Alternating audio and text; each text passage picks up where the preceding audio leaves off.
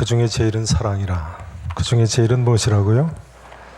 네, 오늘 제가 하나님 사랑과 이웃 사랑에 대해서 설교하려고 하는데 우리 임마누엘 찬양대가 미리 알려드린 것도 아닌데 어떻게 이렇게 맞춰서 찬송을 하셨네요. 감사합니다. 하나님께서 영광을 받으신 줄 믿습니다. 자, 한번 기도하시고 이 말씀 생각해 보시겠습니다.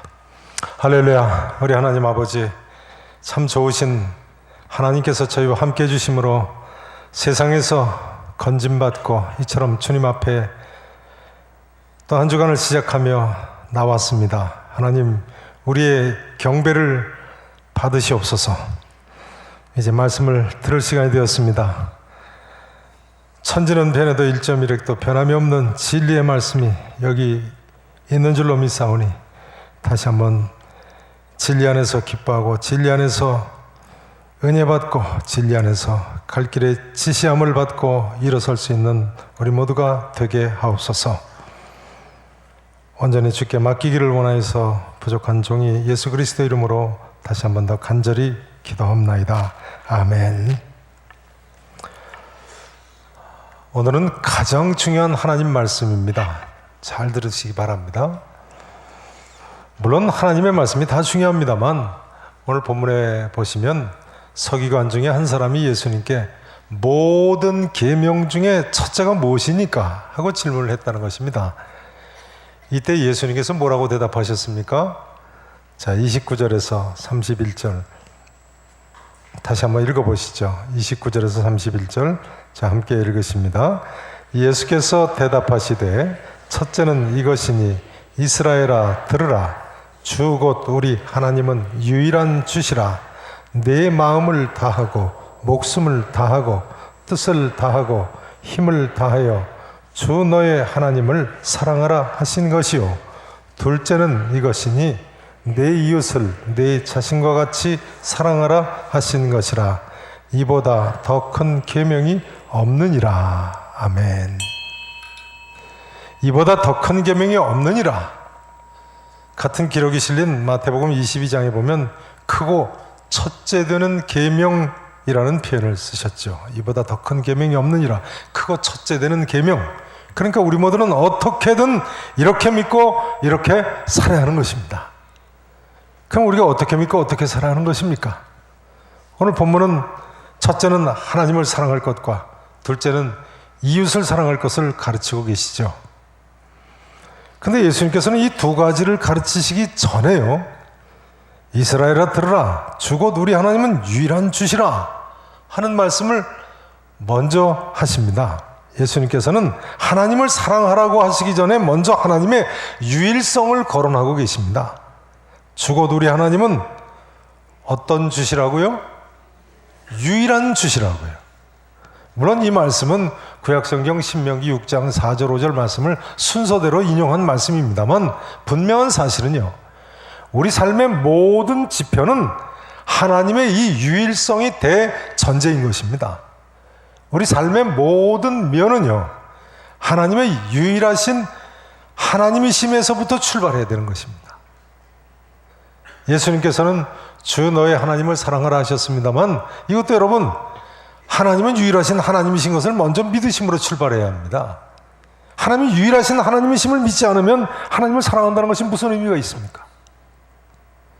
여러분, 하나님은 유일하신 하나님이신 줄로 믿으십니까? 어떤 사람들은 이렇게 이야기합니다. 아니, 왜 기독교에서는 하나님만 유일한 신이라고 하느냐? 세상에 많은 신들이 있는데 타 종교도 존중을 해야지. 그렇게 생각하십니까? 그에 대한 답이 무엇입니까? 하나님은요, 유일하신 한 분이시기 때문에 유일하다고 하는 것입니다. 하나님만이 유일하신 신인데 만일 다른 신도 신이라고 한다면 그건 거짓말을 하는 것이죠. 하나님이 거짓말 하실 수 있습니까? 하나님은 그 속성상 거짓말을 하실 수 없으시겠죠. 하나님은 거룩한 분이신데. 그러므로 하시는 말씀입니다. 이스라엘아 들으라. 주 곧 우리 하나님은 유일한 주시라. 이 자리에 계신 모든 분들께서요, 하나님은 유일하신 주님이신 줄로 믿으시기를 축원합니다. 이제 예수님께서는 모든 계명 중에 첫째 가는 계명으로 내 마음을 다하고 목숨을 다하고 뜻을 다하고 힘을 다하여 이처럼 유일하신 주 너의 하나님을 사랑하라고 가르치십니다. 오늘 본문에 보면 이때 서기관이 예수님께 질문을 했다고 나와 있는데요, 같은 기록이 실린 마태복음 22장에 보면 바리새인 율법사가 질문을 했다고 되어 있습니다. 예수님 당시에 바리새인들이 율법을 연구하고 가르치는 율법사나 구약성경 사본을 필사하는 서기관으로 많이 일했으니까요, 차이가 사실상 없습니다. 근데 당시 바리새인들의 관심사는 바로 이것이었습니다. 그 많은 지켜야 할 율법 중에 무엇이 가장 큰 계명인가? 본래 유대인들은 율법을 613개나 만들어 가지고 지켰어요. 613개 율법. 몇 개요? 그 많은 걸 어떻게 다 외우고 지켰는지 모르겠어요. 이 613개나 되는 율법을 248개는 적극적인 율법으로, 365개는 소극적인 율법으로 사람들에게 이처럼 큰 짐을 지어놨어요. 적극적인 율법은 무엇을 하라 하는 율법이고요, 소극적인 율법은 무엇을 하지 말라는 율법이죠. 적극적인 율법 248개는 사람 뼈의 수라고 하고, 소극적인 율법 365개는 1년 365일의 날수라고 합니다. 실제로 사람 뼈 수는 200여 개가 된다고 그러더라고요. 정확하게 248개로 보는 것 같지는 않습니다. 이 바리새인들은 예수님께서 마태복음 23장 4절 이하에서 개탄하신 대로요, 이 율법에 무거운 짐을 묶어서 사람들의 어깨에 지우려고는 하지만 자기는 그것을 한 손가락으로도 움직이려 하지 아니하고 그들의 모든 행위를 사람에게 보이고자 하는, 즉 외식으로 하던 사람들입니다. 그리고는 어떤 율법이 더 중요한가, 그런 논쟁만 즐기던 사람들, 그런 사람들에게 예수님께서 하시는 말씀입니다. 내 마음을 다하고 목숨을 다하고 뜻을 다하고 힘을 다하여 주 너의 하나님을 사랑하라. 내 이웃을 내 자신과 같이 사랑해라. 따라서 하실까요? 죄송합니다. 따라서 하십니다. 내 마음을 다하고 목숨을 다하고 뜻을 다하고 힘을 다하여 주 너의 하나님을 사랑하라. 내 이웃을 내 자신과 같이 사랑하라. 그러니 우리 모두 예수님께서 가르쳐 주신 대로요, 참으로 우리 마음을 다하고 목숨을 다하고 뜻을 다하고 힘을 다하여 주 우리 하나님을 사랑하면서 살아야죠. 아멘이십니까? 제 후배 목사 가운데 이명순 목사라는 친구가 있습니다.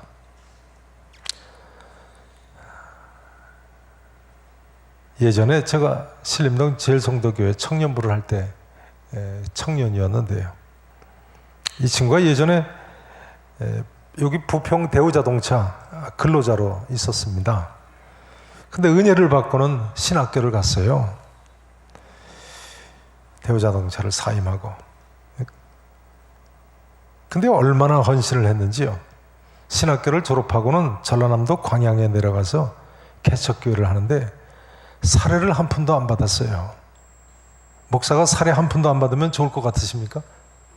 어떠십니까? 하여간 그 임목사 사모가 2딸 키우느라고 죽을 고생을 했습니다. 남편이 생활비를 한 푼도 안 들여놓으니까요. 사실은 오래전에 제가 전도사 쪽인데요, 그 친구하고 둘이서 해화동 로타리를 걸어가는데 제가 그 친구한테 그랬어요. 나는 이 다음에 교회에서 사례를 받지 말아야 되겠다. 그때 제가 전도사 쪽인데요. 그러니까 그 친구가 저한테 그러는 거예요. 아, 형 그럼 가족은 뭐 먹고 살아요? 저는 그때 총각 전도사 때니까 가족 생각은 전혀 못한 거죠. 그 얼떨결에 그랬습니다. 부인한테 먹여 살리래지 뭐. 그러고 지나갔어요. 근데 그 친구가 그렇게 산 거예요. 그 친구는 그 정도가 아니라요, 자기 신장을 떼서 전혀 모르는 사람한테 그냥 떼줘 버렸어요. 난 하나만 가지고 살 수 있다고. 참 기가 막히죠. 근데 이 친구가 어느 날 벼랑간 사고로 세상을 떠났습니다. 지금 천국에 갔어요. 근데 그 임목사 사모가 남편 살았을 때 둘이 같이 시신 기증을 하기로 했다고 그러면서 전남대 의과대학에 남편 유언대로 시신 기증을 했습니다. 그 사모가 자기도 그 길을 가겠다고 저한테 전화로 이야기를 하면서 울먹이던 기억이 있습니다. 그 사모님도 광주에서 신학교를 갔죠.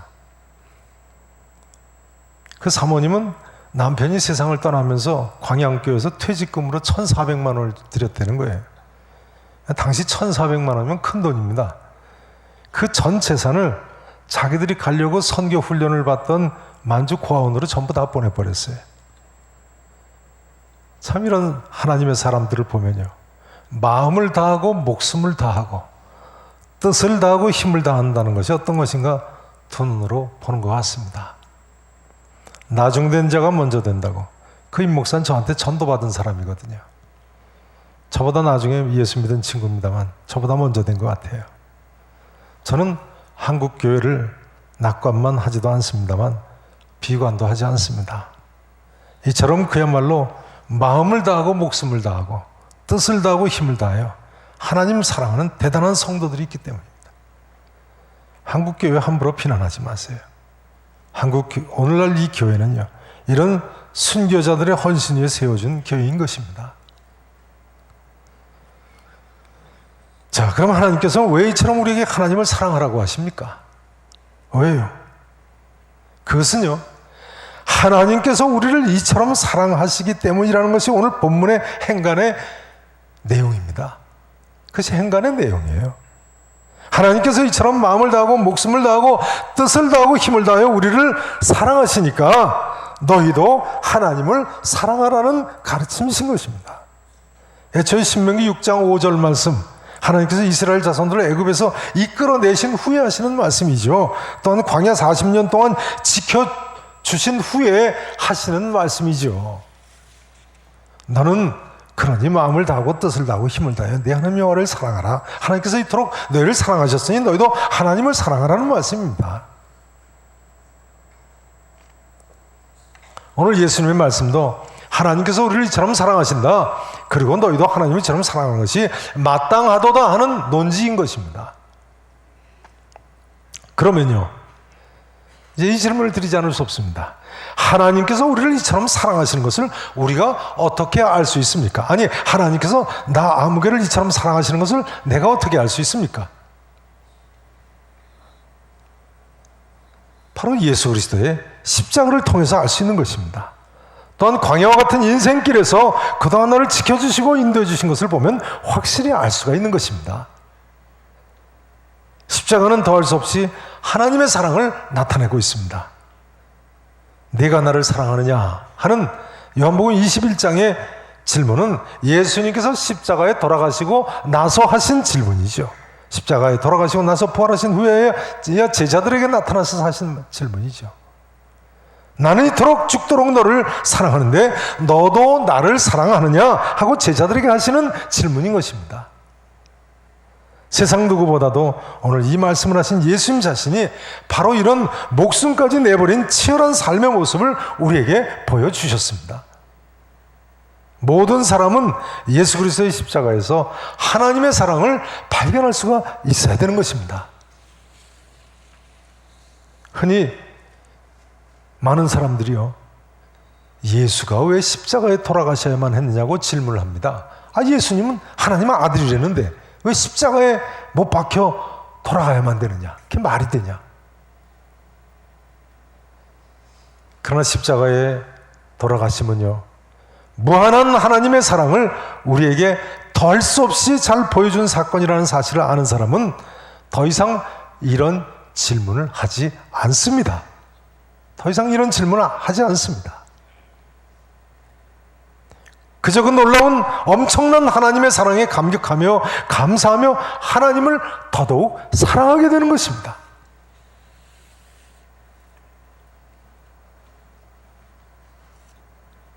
여러분, 내게 어려움이나 역경이나 고난이 있다고요. 이 하나님의 사랑을 의심할 수 있습니까? 내게 큰 고난이 있다. 하나님이 나를 사랑하시는가? 이렇게 의심할 수 있습니까? 아닙니다. 내게 기도 응답이 늦어지고 하나님께서 침묵하시는 것 같다. 그렇다고 해서 하나님의 사랑을 의심할 수 있습니까? 절대로 아닙니다. 이 하나님의 사랑에 대해서 버너라는 분은 이렇게 쓰고 있습니다.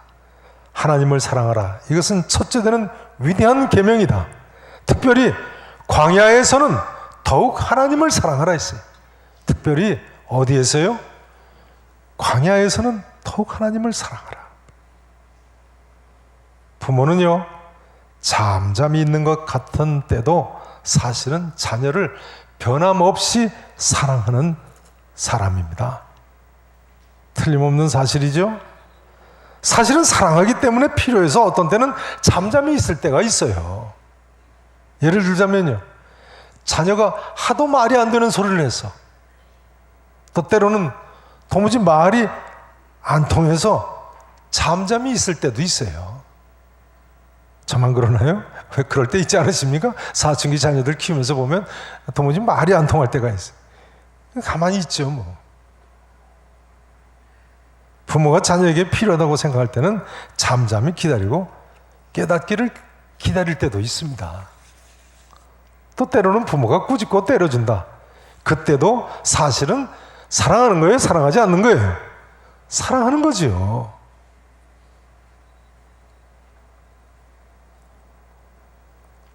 그럼 부모가 나를 사랑한다는, 나를 항상 사랑한다는 사실을 이런 때도 어떻게 알 수 있습니까? 어떻게 알 수 있어요? 이런 고난의 때도 내 부모님이 나를 사랑하신다고 생각할 수 있는 유일한 한 가지 이유, 그게 뭐예요? 그분이 내 부모님이기 때문에 그렇습니다. 그분이 내 부모님이기 때문에. 내 부모이기 때문에 틀림없이 나를 사랑하는 거죠. 그러니까 우리로서는 그저 마음을 다하고 목숨을 다하고 뜻을 다하고 힘을 다하여 우리 하나님 아버지를 사랑할 수밖에 없는 것입니다. 아버지 하나님께서 나를 사랑하신 것 같이 말입니다. 하나님께서는 이런 사랑을 십자가에서 보여주셨으니까요. 이 자리에 계신 모든 분들께서요, 바로 이런 예수 그리스도의 십자가의 사랑과 은혜가 다시 한번 믿음 가운데 충만하게 임할 수 있기를 진심으로 축원하겠습니다. 이제 이처럼 다른 사람들에게 큰 짐을 지어놓고 자기들은 이 율법을 지키지 않고 외식이나 하고 어떤 율법이 더 중요한가 논쟁만 즐기던 바리새인 서기관들에게 예수님께서는 네 이웃을 네 자신과 같이 사랑하라고 명령을 하십니다. 한번 따라서 하실까요? 내 이웃을 내 자신과 같이 사랑하라. 구판 성경에는 내 이웃을 내 몸과 같이 사랑하라 이렇게 되어 있었죠. 그런데 오늘 본문 행간에서 보시듯이요, 내 이웃을 내 자신과 같이 사랑하는 이 말씀도 하나님께서 우리를 사랑하신다 하는 사실을 전제로 하고 하시는 말씀인 것입니다. 두말할 필요 없이 예수님께서도 우리를 자신과 같이 사랑하셨어요. 자신과 같이 사랑하셨어요. 요한복음 13장 1절에 보면요, 예수님께서 십자가에 돌아가시 전날 밤에 있었던 사건을 기록하면서 예수께서 자기가 세상을 떠나 아버지께로 돌아가실 때가 이른 줄 아시고 세상에 있는 자기 사람들을 사랑하시되 끝까지 사랑하시니라 이렇게 나와 있어요. 이 끝까지 사랑하신 최고의 모습이 바로 십자가 사건인 것입니다. 이처럼 끝까지 사랑하신 우리 예수님께서 우리에게도 이렇게 말씀하고 계신 것입니다. 너희도 내 이웃을 내 자신과 같이 사랑하라. 내 이웃이니까요. 내 이웃이니까요. 그리스도인에게는 모든 사람이 사랑할 대상인 것입니다. 공감하십니까? 그리스도인에게는요, 주위의 모든 사람이 사랑할 대상인 것입니다. 휴머니즘이 인간의 존엄성을 최상의 가치로 여긴다고 합니다만 기독교만큼 인간의 존엄성과 가치와 사랑을 강조하는 가르침은 없습니다.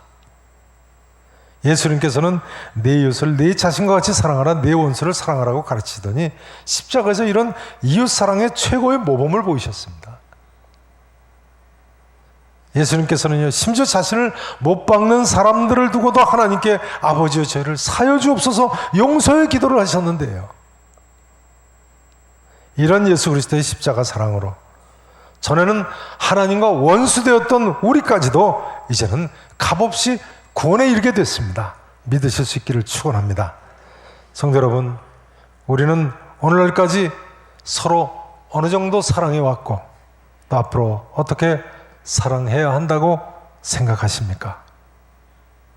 예수 그리스도의 십자가 때문에 예수님처럼 내 이웃을 내 자신과 같이 사랑하는 우리 계산의 성도 여러분 되시기를 진심으로 축원합니다. 이제 말씀 증거를 간략히 마쳐야 되겠습니다. 예수님께서는 그 크신 사랑을 우리를 위해 이루시고 드러내셨습니다. 이 자리에 계신 모든 분들께서 이 하나님 사랑, 이웃 사랑의 모본인 예수 그리스도의 십자가를 꼭 믿으시기를 바랍니다. 예수님께서는 수고하고 무거운 짐진 자들아 다 내게로 오라, 내가 너희를 쉬게 하리라고 말씀하셨습니다. 모든 인간은요, 하나님께서 이루신 이 크신 구원을 이루어진 줄로 믿고 영혼의 안식을 누려야 합니다. 그리고 이 아침 하나님 사랑을 새롭게 발견하시고 우리 삶이 어떠해야 할 것인가를 새롭게 발견하실 수 있기를 바랍니다. 하나님 사랑, 이웃 사랑, 이에서 더 큰 계명이 없습니다.